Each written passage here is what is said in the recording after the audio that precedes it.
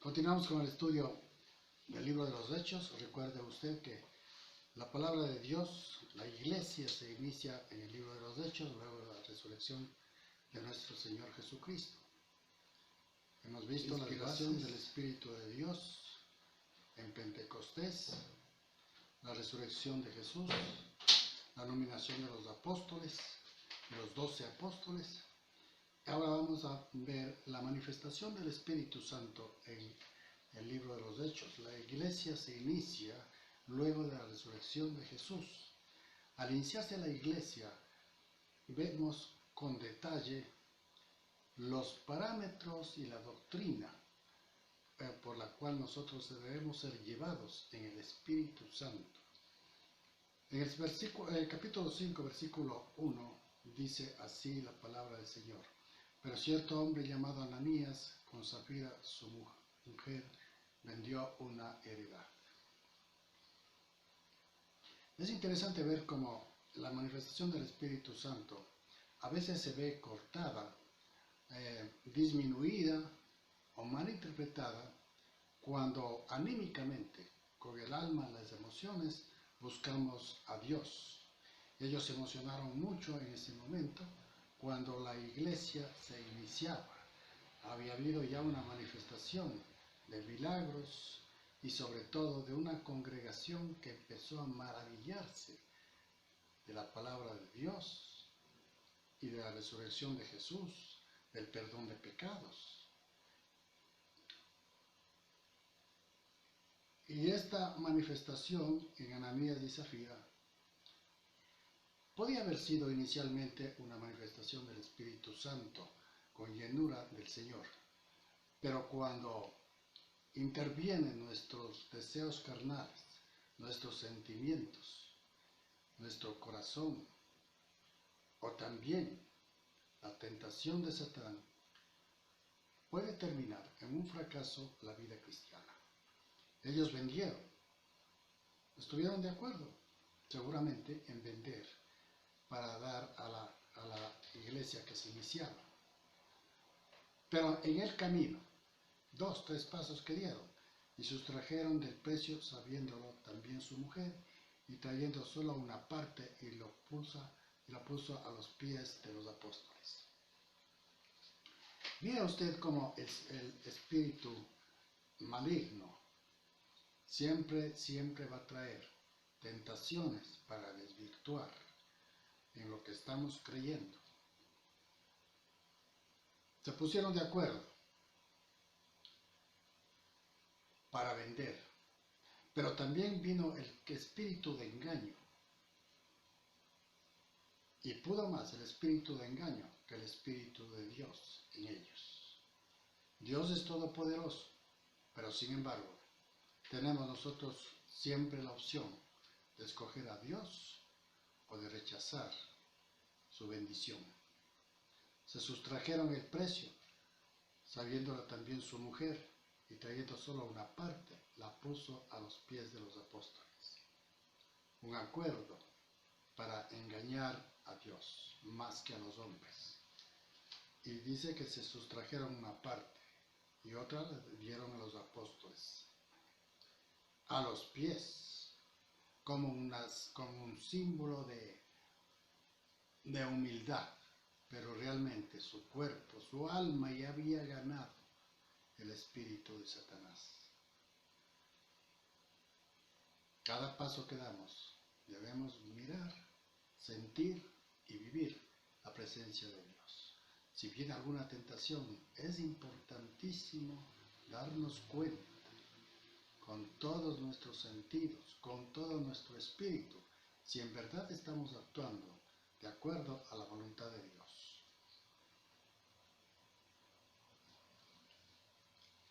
Versículo 3, y dijo Pedro, Ananías, ¿por qué llenó Satanás tu corazón para que mintieses al Espíritu Santo y sustrajeses del precio de la heredad? Nadie, absolutamente nadie, se lo había dicho a Pedro que el plan de Ananías y Zafira era engañar a Dios. Pero nadie se puede esconder del Espíritu Santo. Y directamente el apóstol Pedro, con esa valentía que le caracterizaba, pero ya era una valentía propia del Espíritu de Dios. Antes, cuando estaba Jesús, tenía sus valentías, pero eran a veces, y muchas de las veces, humanas. Pero ahora tenía el poder del Espíritu de Dios. Entonces le reconviene, le reprende y le dice que por qué se ha dejado llevar por el espíritu de Satanás para engañar al Espíritu Santo de Dios. Debemos tener mucho cuidado cuando caminamos en la palabra de Dios. Tenemos que cuidarnos de no ser tentados por Satanás, pues Jesucristo también fue tentado. Y la única defensa que tuvo Jesús, y la más poderosa, porque no necesitaba otra defensa más, como usted también no necesita de otra defensa más, que defender su fe a través de la palabra de Dios, y decir y repetir lo mismo que dijo Jesús: escrito está, y escrito está. Las veces que sean necesarias tenemos que defendernos con la palabra de Dios, porque está escrita, mal interpretada posiblemente. Y dijo Pedro: Ananías, ¿por qué llenó Satanás tu corazón para que mintieses al Espíritu Santo? Fíjese usted que no está diciendo a Pedro: ¿por qué me has engañado? ¿Por qué me mientes? Pedro está diciendo directamente a quién engañamos cuando nos salimos del plan, de los principios de la palabra de Dios. Estamos engañando, mintiendo al Espíritu Santo. Reteniéndolo, no se te quedaba a ti, y vendida no estaba en tu poder. ¿Por qué pusiste esto en tu corazón? ¿Por qué pusiste? La pregunta. No has mentido a los hombres, sino a Dios. Debemos tener mucho cuidado cuando nos comprometemos con Dios. En lo posible y en lo imposible tenemos que cumplir lo que hemos prometido a Dios. Y digo en lo imposible porque nuestra alma, nuestros deseos, nos llevan a Dios para que supla nuestras necesidades carnales, materiales, mas no espirituales.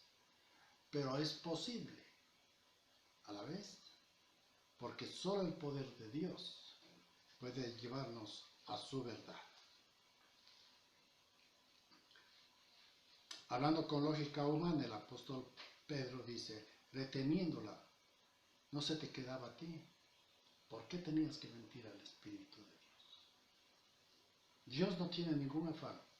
Dios, con una paciencia eterna y misericordiosa, espera nuestras decisiones. Pero no seamos prontos para hablar, para luego retroceder en lo que hemos prometido a Dios.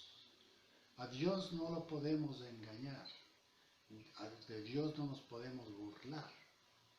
Busquemos a Dios y tratemos con toda sobriedad, toda seguridad, cumplir lo que prometemos al Señor. No has mentido a los hombres, sino has mentido a Dios. Qué falta de reverencia, de amor para con Dios cuando le prometemos algo y no cumplimos. ¿Cuántas veces hemos dicho al Señor: ahora sí, no te voy a fallar, voy a empezar a orar, voy a leer la Biblia y voy a tratar de irme a la escuela dominical o los estudios bíblicos o cualquier actividad que tenga la iglesia? Y en cualquier momento empezamos a declinar. No estamos mintiendo al pastor, no estamos dando un mal testimonio a la congregación, estamos hiriendo la sensibilidad de amor que tiene Dios para con nosotros los pecadores. Al oír esto, Ananías, estas palabras, cayó y expiró, y vino un gran temor sobre todos los que le oyeron. Mira usted, no dice se enfermó, demudó su rostro, sino simplemente cayó, su cuerpo cayó y expiró. Porque ellos habían decidido engañar a Dios. Y vino un gran temor sobre todos los que le oyeron. Ahora recuerde usted que el temor en la Biblia es la reverencia a la cual nos llama el Señor. No podemos prometerlo algo a Dios y no cumplir. Eso es burlarse, eso es mentir al Espíritu Santo. El temor significa reverencia. Es mejor que callemos, que no digamos nada, que no hagamos ninguna promesa al Señor mientras no estamos preparados, valiente espiritualmente, para cumplirlo a Dios. Porque una promesa para Dios tiene que ser, por sobre todas las cosas, respetada y cumplida. Esta pareja ni respetó ni cumplió la promesa que había hecho a Dios. Y esta es justamente cuando hablamos de engañar a Dios, cuando hablamos de blasfemar contra Dios, estamos blasfemando, menospreciando, engañando al Espíritu Santo. Recuerde a usted, el Señor Jesucristo, en el tiempo de la carne dijo, todo pecado es perdonado, menos la blasfemia contra el Espíritu Santo. ¿Por qué? Porque si el Espíritu Santo está en nosotros y nos dirige y nos enseña, no podemos irnos en contra de su voluntad. El único pecado que no tiene perdón es justamente el engañar al Espíritu Santo. Podemos ser pecadores y cometer una serie de maldades contra la humanidad. Podemos inclusive, como dice el Señor Jesucristo, pueden hablar hasta mal del hombre, o sea, mal de Jesús. Dice, pero la blasfemia contra el Espíritu Santo no será perdonada, ni en esta vida ni en la otra. ¿Por qué? Porque el Espíritu Santo nos conduce al camino de Jesús. Y al conducirnos el Espíritu Santo al camino de Jesús, ya no tiene que haber ni un gramo de engaño o de mentira.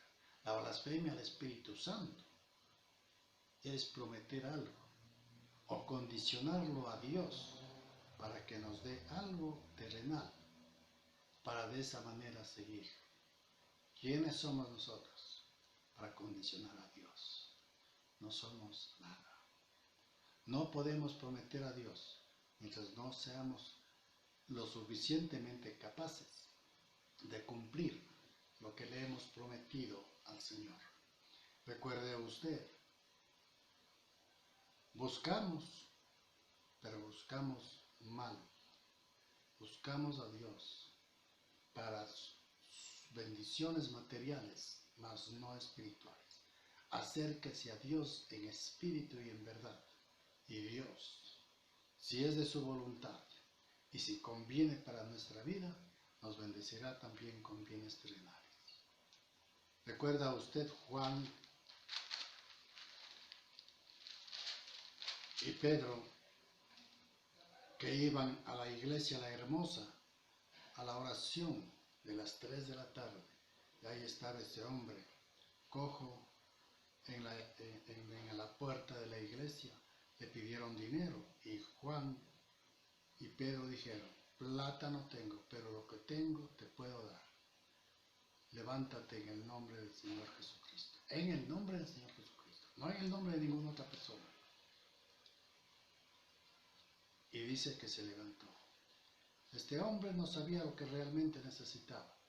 Él podía pasar toda su vida viviendo de limosnas, de miserias y a veces de desprecio de la gente. Pero él lo que necesitaba era caminar. Habíamos hablado ya en el estudio anterior sobre el gozo que tenía este hombre, que pudo caminar y pudo moverse tranquilamente. Si alguien le daba, qué sé yo, una buena cantidad de plata, su gozo no era tan importante para él como el gozo que llegó a tener cuando se vio caminando y siendo testimonio sobre todo de la misericordia y del milagro de Dios.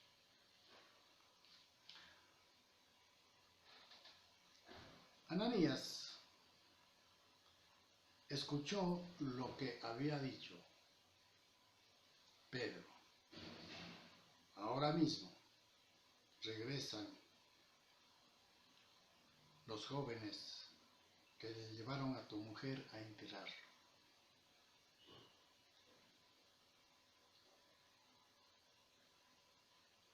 Perdón, a tu esposo. Y la mujer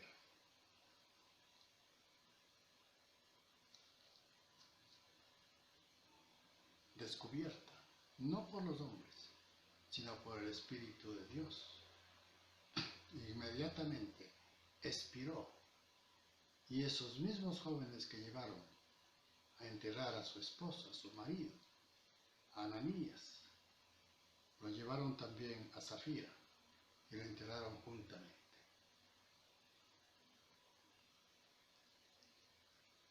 Dice que lo enterraron con su marido, con su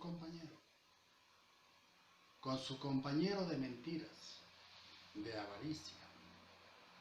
Ahí estaban los dos juntos, vivieron en avaricia. Se pusieron de acuerdo para engañar al Espíritu de Dios. El Espíritu de Dios los llevó al sepulcro. Ahí están. Dos tienen que andar juntos cuando tienen un mismo pensamiento. Y Pedro le había dicho, ¿por qué conviniste en tentar al Espíritu del Señor? Es importante recalcar esta parte, cuando dice, estás mintiendo al Espíritu del Señor. Porque nosotros como cristianos ahora tenemos que aprender a hablar la verdad, y únicamente la verdad. Porque no estamos engañando a los hombres, sino estamos engañando al Espíritu Santo. El Señor dice, mis palabras son espíritu y son verdad. Y si son espíritu y si son verdad, tenemos que mantenernos en la verdad y en el Espíritu de Dios para que nos dé el valor de afrontar las cosas que hemos hecho mal, para que el Señor nos perdone. Recuerde, Jesús murió por nuestros pecados confesados. Procuremos no dejar nada a escondidas o a medias, para que Dios, de pronto usted dice, no se acuerde. Hay que confesar todos nuestros pecados ante el Señor y estar limpio, creyendo que Jesús murió por nuestros pecados. Versículo 10. Al instante ella cayó a los pies de él y expiró. Y cuando entraron los jóvenes, la hallaron muerta y le sacaron y sepultaron juntamente con su marido. Dos compañeros de mentiras, dos compañeros de avaricia, fueron sepultados juntos. Y vino gran temor sobre toda la iglesia y sobre todos los que oyeron estas cosas. El temor no es el miedo. Nunca usted piense que se va a acercar a Dios porque le tiene miedo. El temor significa reverencia. Acérquese a Dios con la reverencia que el Señor se merece. ninguno de nosotros y nadie en la palabra de Dios, nadie, ha sido un querubín, un arcángel. Hemos sido pecadores, todos, absolutamente todos, y necesitamos de su misericordia. Versículo 12. Las señales y maravillas, los milagros hechos por los apóstoles, no eran más que una manifestación del Espíritu de Dios en el nacimiento de la iglesia. Era una manifestación especial. Ahora, Señor, el Espíritu Santo, el Señor se sigue manejando de la misma manera. Pero aquí estaba enseñando la verdadera doctrina de la palabra de Dios, que es la base, el cimiento del crecimiento de la iglesia. Ya estamos viendo nosotros el engaño de Satanás. Hay 12 apóstoles en la Biblia y no hay más. Profetas, el mismo Señor Jesucristo dijo. Juan el Bautista, dice, fue el último de los profetas. No hay apóstoles, no hay profetas, no hay postulaciones, no hay pactos con Dios, hay votos con Dios. Hay que ir diferenciando toda palabra para que no seamos enredados por el espíritu del mal, por el espíritu del engaño. Había un gran temor y todos se maravillaban y todos estaban unánimes en el pórtico de Salomón. La unidad es lo importante, mis amados hermanos. Aquí ya vemos algunos ejemplos de unidad en el Espíritu de Dios. Aprender que nadie es más que otro. Todos somos exactamente iguales.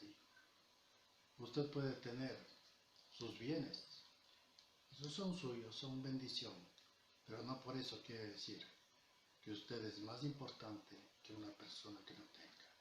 Usted puede ser un sabio, pero delante del Señor no es sabio, porque el que tiene la sabiduría es Dios.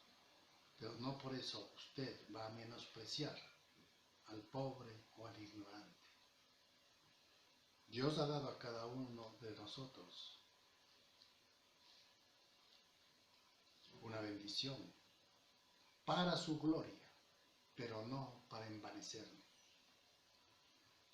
Y por la mano de los apóstoles se hacían muchas señales y prodigios en el pueblo, y estaban todos unánimes en el pórtico de Salomón. Si vemos nosotros el mensaje de la palabra de Dios, y sobre todo el libro de los Hechos, mire lo que dice, y por la mano de los apóstoles se hacían muchas señales y prodigios en el pueblo, por la mano. Pero ¿quién da la bendición, las señales y los prodigios? Es Dios. Por eso dice, y por la mano de los apóstoles. No dice la mano de los apóstoles, sino dice por la mano de los apóstoles. ¿Quién da las señales y prodigios? Dios. A través de su oración, a través de su compasión, a través de su perdón. La mano suya, que es misericordiosa, que perdona, que ama. Dios hace señales y prodigios. Versículo 13. De los demás, ninguno se atrevía a juntarse con ellos, mas el pueblo les alababa grandemente. Siempre ha habido la oposición. Esto no es nada nuevo. Cuando usted tenga oposición, tiene que aprender a decir gloria a Dios. Porque muchos serán llamados y pocos los escogidos, dijo el Señor. Dijo también el Señor, manada pequeña, hablando de los que creemos en su nombre. Las multitudes van al despeñadero. La manada pequeña, la que escucha a Dios, van a vivir juntamente con Él eternamente. ¿No cree usted que vale la pena a veces sufrir, pero no salir del redil? Pues vale la pena. Recuerde siempre, siempre, somos pasajeros, estamos de pasada en esta vida. Allá no más tarde no estaremos, pero sí estaremos en la presencia de Dios eternamente. Vale la pena sufrir. Versículo 14. Y los que creían en el Señor aumentaban más, gran número, así de hombres como de mujeres. Era un tiempo de necesidad espiritual. Estaban desorientados, otros estaban hartos de la religiosidad, de las doctrinas de hombres que intoxicaban y ahogaban el espíritu. Pero estos hombres y mujeres que creyeron en el Espíritu de Dios y en la resurrección de Jesús, estaban maravillados y se aumentaba el número de los salvos. Versículo 15. Tanto que sacaban a los enfermos a las calles y los ponían en camas y lechos, para que al pasar Pedro y a lo menos su sombra cayese sobre alguno de ellos. El ministerio de la sanidad es mal interpretada, porque si usted cada vez que coge un evangelio va a encontrar dos tipos de sanidad. Hay una que tiene prioridad y la otra es secundaria. Ejemplo, ¿recuerda usted aquella mujer que dijo si solamente tocaría el manto sería sana? Cuando Jesús sintió que algo especial salió de él, porque alguien le tocaba, dijo, ¿quién me tocará? A la final, Jesús mismo dijo, mujer, tus pecados te han sido perdonados por acercarse a Jesús. Y tu enfermedad ha sido sanada. Jesús vino a sanar el espíritu y es de su potestad sanar también el cuerpo. No era Pedro el que sanaba, era el que fue utilizado por Dios para ser sanado. Ninguno de nosotros somos capaces de tener ese poder que solamente Dios tiene para dar vida. Nosotros somos canales de bendición, pero quien bendice es Dios y es de su potestad bendecir de una o de otra manera. Todos se asombraban, mucha gente iba, versículo 16, y aún de las ciudades vecinas muchos venían a Jerusalén, trayendo enfermos y atormentados de espíritu, inmundos, y todos eran sanados. Aquí note usted, por ejemplo, de lo que acabo de decir hace rato. ¿A quiénes sanaban? Enfermos físicamente, atormentados de espíritu, inmundos, sucios espiritualmente, y todos eran sanados. Hay una diferencia entre los tormentos espirituales y la inmundicia espiritual. Los tormentos espirituales, los atormentados de espíritu, son esos agentes que vienen del rey de las tinieblas para hacer techo, cabida en nuestra vida. La mentira, el odio, la avaricia, todas esas cosas las trae Satanás para atormentarnos espiritualmente. Las enfermedades físicas tal vez por un defecto genético, o tal vez por abusar de algún alimento, alguna bebida, o quizás alguna deficiencia heredada. También el Señor Jesucristo sana. Son sanados todos aquellos que buscamos